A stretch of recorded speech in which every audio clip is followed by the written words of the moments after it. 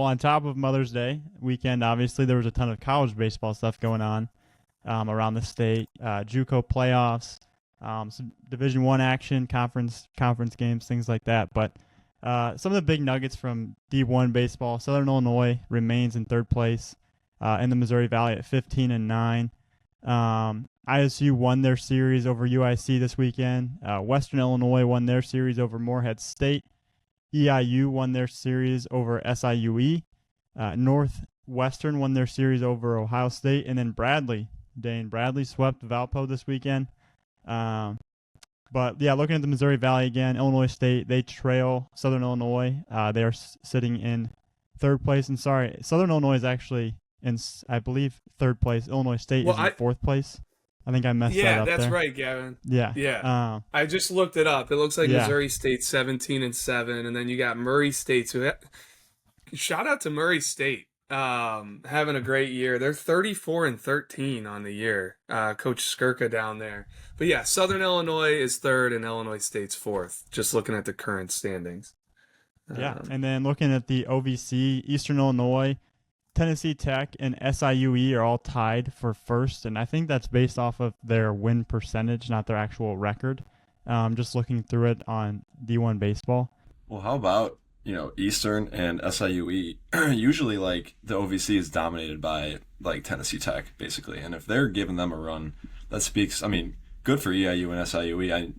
They seem to both, they've been kind of killing it on the recruiting scene in Illinois. It looks like it's paying dividends for sure. As a Bradley alum, I'm paying close attention to Missouri Valley Conference baseball, and there's a couple of big series going on this weekend, or this last week, with Missouri State and Murray State playing against each other. Those are the top two teams in the Valley. Missouri State has a one-game lead, so it'll be a very interesting series to keep an eye on. And also, Bradley is playing against Evansville down in Evansville. And Bradley has a one-game lead for the 8th seed, which is the last seed in the conference tournament. So a couple of very fun series to watch this last weekend before we get into the conference tournament.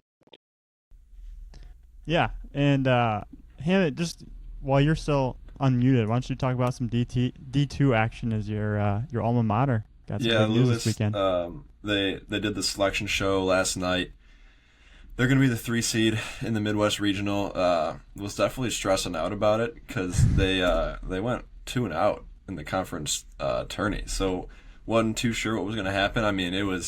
We paid $35 for the to watch the games, and we got our money's worth despite only them playing 2 games because they both went to extra innings and they were high stress, high emotion games. And they went 0-2. It was tough break for them, but no, they made it safely, 3 seed. So we'll see what happens. I believe it's at Grand Valley State is when they're hosting it. Yeah, so might be a little too far to go to, but I'll definitely be watching.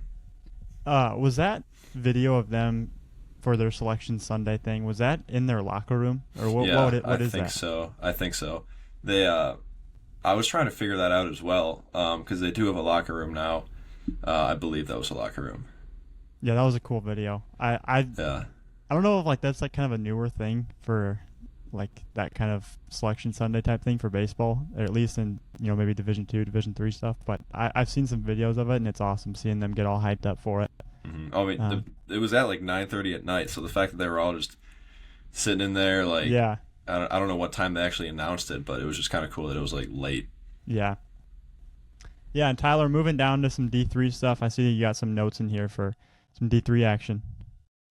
Yeah, we might actually get some breaking news here on the podcast. The D3 selection show actually starts here in 2 minutes at 11:30 Central Time, but as of right now there's a lot of different bracketology out there for D3 baseball. Surprisingly, we actually get some buzz this type of year. It kind of gets crazy, but U Chicago and North Central are both, as of right now, projected to make it. Now, North Central gets an automatic bid. They actually ended up winning the CCIW conference tournament that we talked about last week. They actually took down Illinois Wesleyan. But U Chicago, baby. Yeah, there you go. U Chicago actually has a pretty high, they call it MPI. If you've heard of RPI in Division I guess they call it MPI. in D3, but their MPI is so high, they're projected to get an at-large bid. But like I said, we'll find out here officially probably here in about 10 or 15 minutes. But that's what I got for D3. My Tigers went down conference tournament. It seems like entering conference tournament, they had to win like maybe 2 games, and they probably would have locked up an at-large bid, but they won their first game, then lost their next 2, so kind of a heartbreaker there for my Tigers. But if I seem a little down today, that's probably why. But that's all I got, Gav. Well, I'm a little up on the opposite end of the spectrum than you then, Tyler, because Indiana Southeast got an at-large bid for the NAIA opening round. They are heading out to Hattiesburg, Mississippi, and their first game is tonight. They got a 4 seed in their little pod. Looks like there's 4 teams per pod, per region, per opening round, host site, however you want to call it, that they play today against William Carey out of Mississippi at 6 p.m. So fired up for IU Southeast. Coach Whalen at Grays Lake Central, his son, Brendan Whalen, pitches for Indiana Southeast. He's one of the main arms. So I don't know if he's going tonight, but former Illinois product down there kind of helping the Grenadiers into the postseason. So excited for the boys. And then we got some JUCO stuff too. They had a big kind of playoff weekend. I consulted a little bit with our JUCO king, Josh Fields, up in Wisconsin. He's a big JUCO fan. Does a lot of the stuff on the JUCO side. A lot of help on the JUCO side for PBR too. But looking at the Division I JUCO, Lakeland won the Region 24 championship. They came out of the losers bracket and ended up sweeping John A to get the win. And then SWIC won the Region 24B championship. And then Lakeland and SWIC are set to play in round 1 of the Midwest District Tournament. Switching over to Division II, Heartland won the Region 24 championship in an 8-6 win over John Wood. And the Region 4 Final Four is this weekend between Madison, Kankakee, Blackhawk, and Elgin. And then moving down to Division III, Oakton won the Region 4 tournament. So some JUCO stuff there. We'll kind of keep an eye on it throughout the rest of the playoffs.